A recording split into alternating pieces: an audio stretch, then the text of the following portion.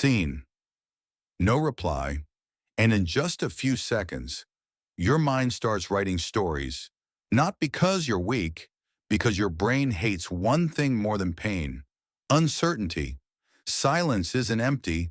Silence is a vacuum, and the human mind fills vacuums with fear. Your brain is not built for peace. It's built for survival. For most of human history, silence meant danger. No footsteps, no birds, no signal from the group. Something is missing. Something is wrong. Something is coming. So when information disappears today, your nervous system reacts the same way. A message stops. A face goes blank. A room goes quiet. And your brain starts scanning. It searches for threat. It searches for rejection. It searches for loss of status. Because inside the brain, social safety is survival. Here's what most people miss. Rejection hurts, but silence destabilizes. Rejection is a closed door. Silence is a dark hallway. And your brain hates dark hallways because anything could be inside. That's why silence feels powerful. Not because silence is magic, but because silence forces you to do the work. When someone speaks, they give you data. When someone stays silent, your mind hunts for meaning. Did I say something wrong? Did I lose respect? Did I look weak? Did I cross a line? And the moment you chase answers, you leave the present. You stop seeing reality. You start negotiating with imagination. And imagination is rarely kind. Now listen carefully.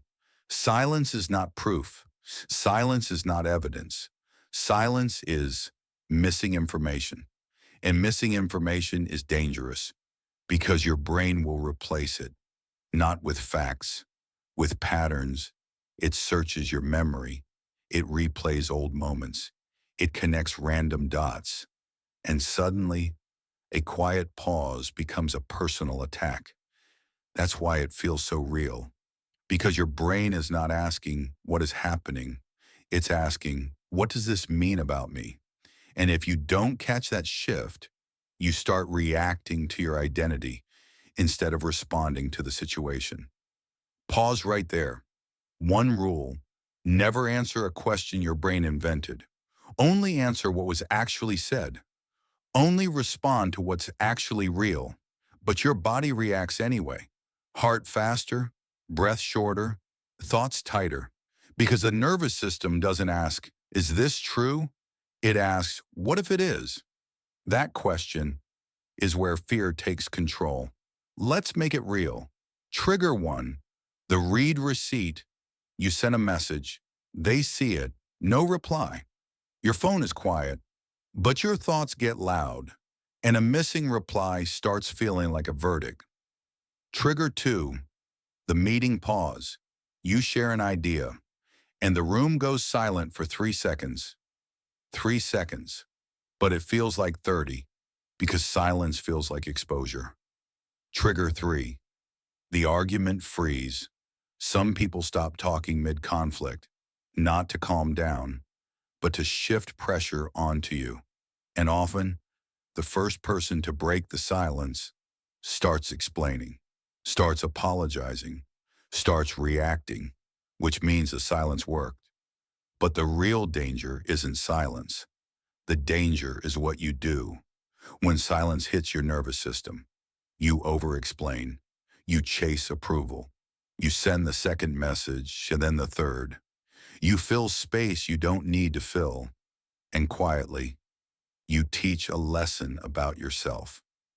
If you give me uncertainty, I will give you control. That's the dark part.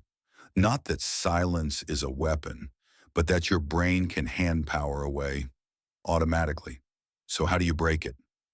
Not to dominate anyone, to protect your own mind.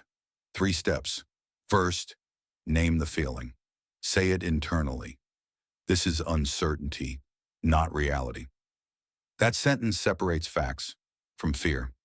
Second, pause. 10 seconds. Slow inhale, long exhale. enough to interrupt the stress loop. Third, choose clarity, not chasing, not begging, not performing. One calm line is enough. Let me know when you're ready to continue. Or, do you need time? Or should we clarify this now? Calm language breaks psychological pressure because silence only controls you when you rush to escape it.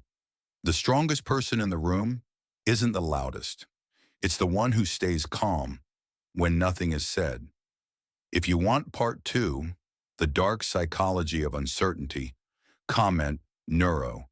And remember, silence isn't empty. It's a test, and calm is how you pass it.